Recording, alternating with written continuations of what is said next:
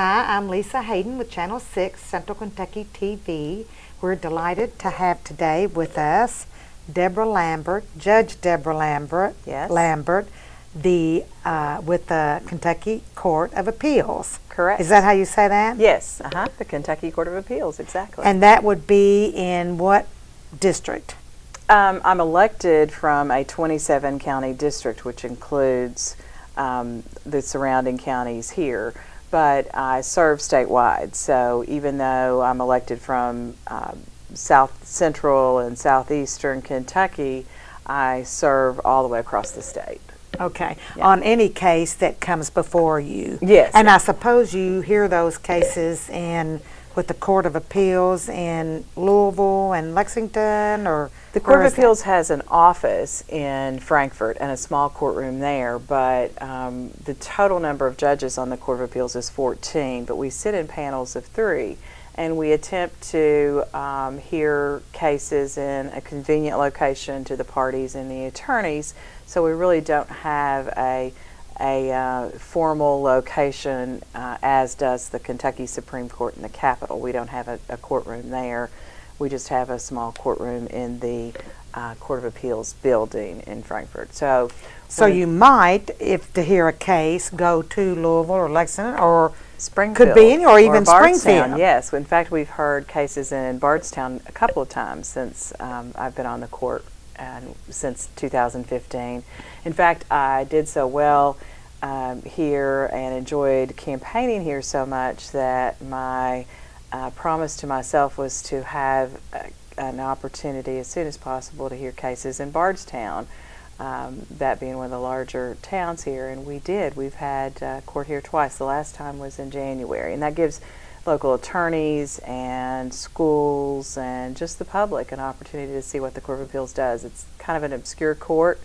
We all know who our district judges and circuit judges are, but often don't know who our appellate judges are and how that process works. So it's a good opportunity for the public to see how the appellate system works. Yeah. Well, and I mean, all the time you hear about a case, oh, they've appealed that case. Mm-hmm. So now you can put a face to the appellate court judge. Yes, yes. And so often, as you said, people don't realize even who the appellate court judges are until they might have to go see them face to face in a courtroom. And hopefully they won't have to do that. So this way we get the opportunity just to see you on Channel 6. Yes, I'm delighted to be here. Thank you very much. So now, of course, you've been in that position for one term, two? I'm in the middle of my first term, yes. Okay. It's an 8-year term. Okay. And now you are applying for the Supreme Court judge position. There's a vacancy that's coming up on the Kentucky Supreme Court seat. Our current justice from this area is Justice Dan Beniters, who's from Somerset, and he's announced that he will not be seeking re-election. So I've thrown my hat in the ring, so to speak, for that position, and am excited to go around the district again and ask for the vote of the people of this area on May 22nd. Now, okay, Debra, do you mind me calling you that? No, please do. Thank you. Or Judge? Debra is fine. Or Debbie, whichever you prefer. Debbie is what I normally call you. Yes, you can call me Debbie. And but that's not, most of the time you're greeted as Judge, and so I guess I should really use that. But I feel like I know you so well since you've been coming here for so long. Yes. And we're happy about that because you participate in our community. You always come to our Business and Professional Women's Club wine tasting. Yes. So it's like we know you. That's right. Yes, I'm excited about that. Right. And then, so you when you run for the for the Supreme Court position, will you be running in that same district then? Yes, it's the same 27 county district. I was fortunate enough to carry 20 of those 27 counties when I ran the last time, and I ran some numbers too because this area of the state was, or of the district, was so kind to me that I wanted to brag on the voters here. Last time I ran with Nelson, Marion, and Washington County, I came out of this area with a 4,500 vote margin. So I was very, very pleased with that. So you can see why I still love to come back here. Well, you're always making friends here, and you know, that's great because you know I mean, I know you really don't. You represent us, but of course your job itself is representing the law, so to speak. It is, but I think that justice should be accessible, not in an inappropriate sense or any improper influence sense, but I think it's very important for judges to not isolate themselves from the people that they serve. So I like to get out and be involved and enjoy the area as much as I can. Yeah, so that's great. We appreciate that. And so now, there's how many justices on the Supreme Court? Okay, there are 7 justices on the Kentucky Supreme Court, elected from 7 geographical areas. Our area, as I said, runs from, there's 27 counties. It runs from Bell County down in the southeast corner of the state where I grew up, all across the Tennessee border, along the Tennessee border to Monroe County, Tompkinsville, and then goes north to all the way up to Nelson County. And then it does this really odd little dip down around Boyle County and includes Estill County and goes as far east as Clay and Leslie County. It's an interesting district for sure. I guess it's broken up by population. Yes. I mean, there always seems, I mean, it's always based on population, but boy, it sure puts you in some weird districts for sure. Yeah, the other morning I got up and drove to Middlesboro and spent a few hours there and drove to Bardstown for the evening and then came back to my home in Pulaski County, which thankfully is in the center of the district or I'd be in trouble. I'm telling you. Well, and that is where now did you grow up in Pulaski County? No, I grew up in Bell County. Bell County, okay. Near Pineville. Okay. Southeastern beautiful Kentucky. area. It is beautiful. It is beautiful. I still go back there quite a bit, still have some family there, and go back for high school reunions. I went to a very small high school, so we still have reunions and enjoy that very much. What was your maiden name? Hembry. Hembry, right. Yes. And then you went on to UK, I think, after high school? After high school, I first went to Eastern Kentucky University, got my degree. Okay. And got married and had a small child. When I went to law school, I decided I didn't know anything about raising children anymore. I needed a break. That small child is now a lawyer himself. So. Oh, gosh. Yes. So he must not have been tainted too much by his mother going to law school, but he practices law in Mount Vernon now.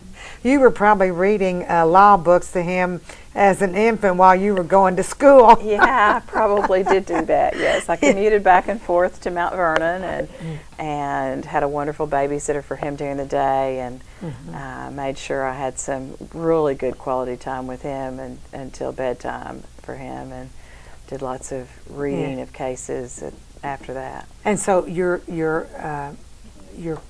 law degree was from UK. Because I think you graduated with honors, if I Well, I graduated in the top 25% of my class, which I was especially proud of given the toddler and the long commute. So, yeah, I was pleased with that. Yeah. So, and now you just have the one child. I have 2, actually. I was thinking there was another. Yes, I have Joseph Patrick is my older son, and he is 33. Almost too old for me to claim as my child these days. I've teased him and said he's going to be my stepchild when he turns 35. But I know, Debbie, you don't look your age, or I don't know how old you are, but one thing is for sure, you certainly look young. Well, thank you. And then my younger son is 27, and he has a degree in finance and works for the Rockcastle Regional Hospital there in Mount Vernon. So yeah, well, great. I'm very proud of my boys. I guess so. So then, I have to say now, congratulations to you, of course. We know you recently married. Yes. Again, and your husband has been around for a while. He's been to our wine tasting and different events we've had here in the community and the parades, festivals. Yes, yeah, he has. Yeah. So now, but you've kept your Lambert is your. Yes. And then his name is Joe Sharp. Right. And couldn't think of that for a moment. I have 2 beautiful stepdaughters with him, Jessica Stringer and Chelsea Sharp, and a bonus wonderful little grandson, Samuel Stringer. So yeah, great. He's quite sweet. Yeah. Well, I'm sure that right now they realize how busy you are, traipsing all over your district and campaigning. Yes. And so what, have we had any women on the Supreme Court before? There have been women on the Supreme Court before from other districts, but no women from our district. So I would be the first, just as I'm the first female Court of Appeals judge from our district. So my mama and I were pleased with that accolade, I think. And, so yeah, I'm excited about the possibility. My background through practicing law in a small town and growing up very modestly with a hard work ethic has served me well and given me the chance to be very passionate about justice. I think sometimes when you grow up in a situation, as I did, modestly with parents who did not have the opportunity for education, they taught me a lot about hard work, and they taught me an extra lesson or two about how important it is for life to be fair and for rules to apply. And I loved that about the law, that there was a structure to it and that everybody would, in the same circumstances, would be treated the same, regardless of their income level or educational level. So to me, that's been the beauty of the structure of the law, and I think that it's made me well suited to what I do. So, well, and I know myself, being a retired social worker, that through the years I have seen the laws change and become, I suppose, in my opinion, more equal, and particularly to women. You know, when I first started doing social work, there were no domestic violence laws that protected women in situations of domestic violence with their husbands. And, you know, that was so frustrating and so scary, because I had many situations where, you know, there were women who were in very dangerous situations, and there was no law to protect them.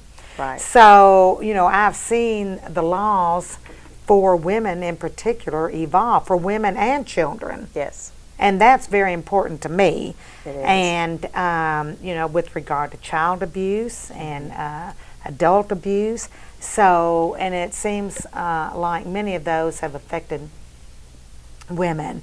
And so I'm just, that's important that we see, I think, you know, some equality in the law. Yes, definitely so. And one of the things that I've been practicing law since 1989, one of the things, unfortunately, that has also happened is when I first started practicing, you rarely saw a female criminal defendant. And now, with the substance abuse issues that have developed across the nation, we see more and more female criminal defendants too. So trying to create services for those families is a real challenge for social services and all of us. But one of the things that I did, I was appointed by Governor Patton to be the first family court judge in our area. Pulaski, Lincoln, and Rockcastle was my circuit. What no one knew at the time was that the caseload was twice what it should have been, or twice the average judicial caseload. But I saw so many problems and so many opportunities to improve things, that I developed a family drug court to help families reunite if substance abuse had taken them apart through, as you know, as a social worker, sometimes for children's safety they have to be removed from the home, but if you can provide sufficient services, counseling, rehab, requirements that they get a job or get their GED, then those families could be reunited. So we did a family drug court and also a juvenile drug court program. And I hate to call myself a pioneer, but others do call me a pioneer in the drug court field, because that was at a time when we had no such programs in rural Kentucky whatsoever. And I was fortunate enough, someone nominated me for a national award, and I received the designation of being inducted into the Stanley Goldstein Drug Court Hall of Fame with the National Drug Court Professional Organization. So I'm very proud of that. And yes, indeed, you should be. Yes. And there are only 3 Kentuckians that have been inducted into that, and they're all female. You might like that designation. And also, I saw so many families in distress that we created, and we kind of copied it off of a program out of Jefferson County, a program called Whatever It Takes, which would involve the school identifying children at risk at middle school age, and before court each morning for 10 weeks in the spring and 10 weeks in the fall, I would go into the classroom. Usually it was a library setup rather than a classroom, but I'd go into the library, meet with these children, about 15 per class, shake hands with them individually, make eye contact with them, go over their week's work. And it was a wonderful, warm and fuzzy program in the sense, too, that those children saw someone in authority that cared about them. We worked well with the school system, with the teachers, counselors, family resource centers, and it was just a tremendous program. So one of the things that I would like to do from the Supreme Court as an auxiliary program is I would like to work with the Department of Education and help create a portable curriculum that any judge or county attorney or Commonwealth's attorney could use in their own school at middle school level, or perhaps even elementary school level, to work with those children at risk that are identified by the schools and build those children's strengths so that we don't have so many problems with bullying, cyberbullying, suicide, substance abuse, blended families, anger management. There's so many topics that can be covered in that setting, and it can't be soon enough that we bring our communities into our school in a positive way and help out with the teachers. That's a great idea. Yeah. There's more information about that on my webpage, judgelambert.com. Okay. But I'm really excited about that. Yeah, that sounds fabulous.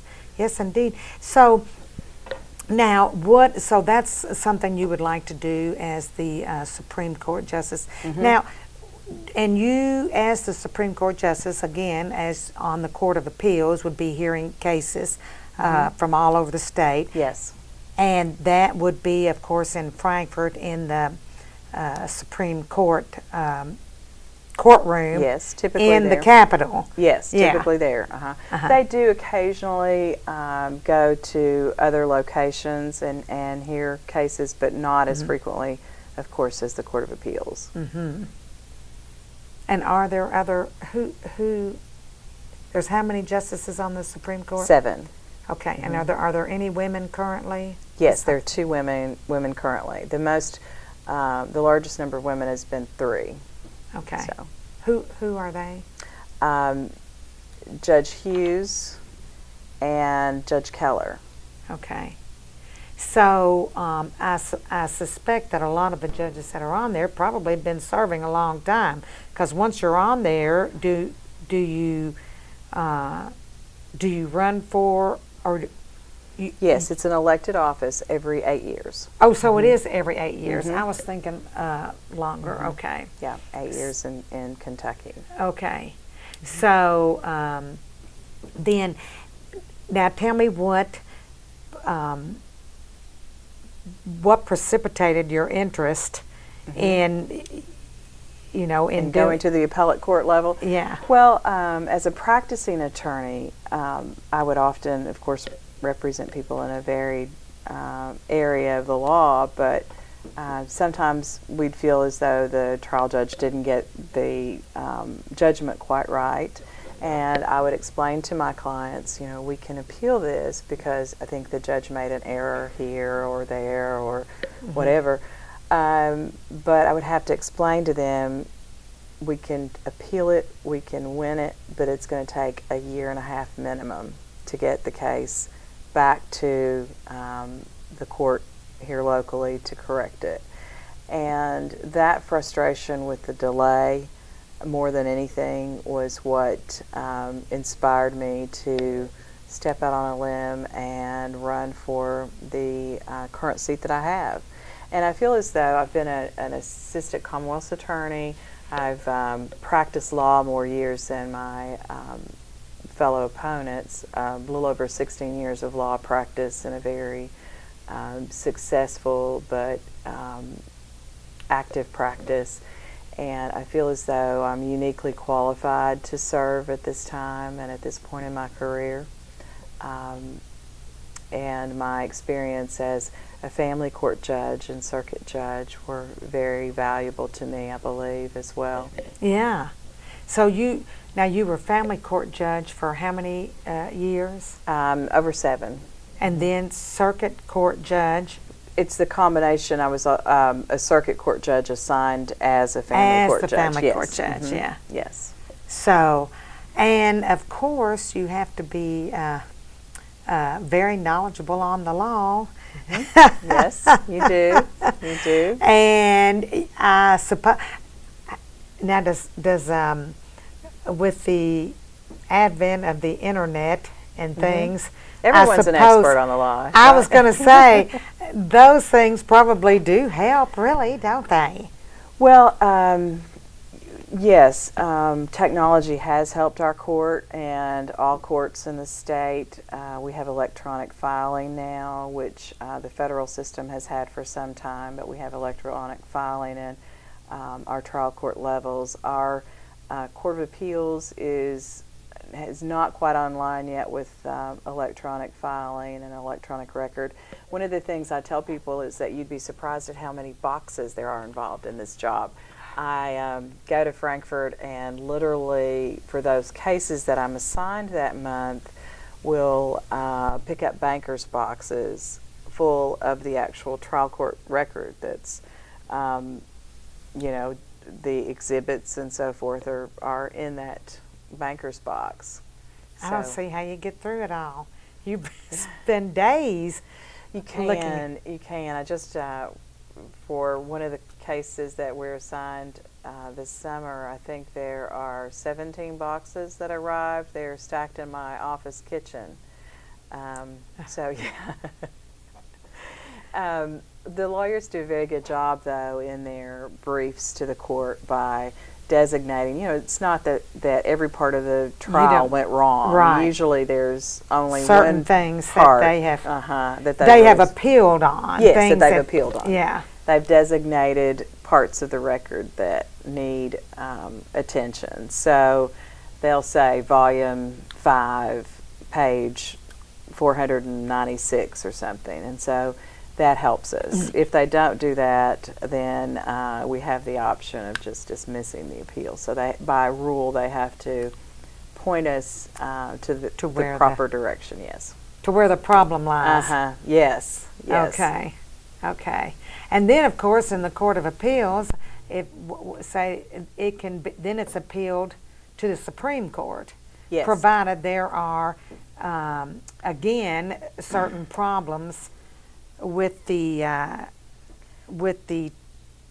trial or with the decision. It's not automatically appealed from our court. It's let me back up a bit. We have, as citizens, the right to one appeal from our judgments, but the Supreme Court, after it's been through our Court only grants discretionary review on certain cases. So you can ask them to look at what the Court of Appeals has done, but it is not a matter of right appeal is the term that we use. But for the it's court, not a given. You're going to get it heard in the Supreme Court then, or have it reviewed. That's right. Yeah. But the Supreme Court is the court of last resort, and we get the final say-so on what the law is in Kentucky. So it's a very important court, if obscure. You know, not everybody has occasion to be concerned with a case that goes to the Supreme Court, but we, our Supreme Court does get pretty much the last say-so. So it's a very powerful position, as we all know, and of course, an individual may not necessarily be up before the court, but we as individuals can be affected on a lot of the decisions that you make in the Supreme Court. True. So I think that's why it's very important, first of all, to get out and vote. Yes, it is. And secondly, to vote for someone whom you think is going to have the experience and knowledge and ability to provide the right leadership, I suppose. Yes. And in your case, you think that's you. I hope so. And speaking of voting too, it's a nonpartisan position, and Republicans, Democrats, Independents can all vote in this race. There are 3 of us running, so there is the primary runoff. The top 2 vote getters will go on to November. Right. So. And the primary is May the 22nd. 22nd, right, okay. And so for people that don't think, that they're going to be, say they're a registered independent, and they're thinking that they're not going to be able to vote in the primary because, they're not going to be able to vote for the Democratic primary or the Republican primary, but you're going to have these judge positions that are nonpartisan. In the primary. So it's very important that all registered voters come and vote. That's correct. Yes, it is. And I believe you all have a district judge vacancy that's being filled. I believe Judge Phillips has retired or is retiring, and there'll be a race for her seat. So people will be able to vote for that position. And I think there are 4, if I'm not mistaken, attorneys running for that seat. And likewise, the top 2 vote getters from that race will go on to November as well. November. Yes. Yeah. So we just want to encourage people to get out there and vote. And is there anything else you would like to say today, Judge Lambert? Well, I don't know that there's anything else I'd like to say other than we are certainly blessed here in Kentucky with a beautiful area with strong, hardworking people and people who like to be involved in the system, and I certainly hope that I can come out of here with the same kind of strong vote that I did last time. Thank you very much. Well, thank you.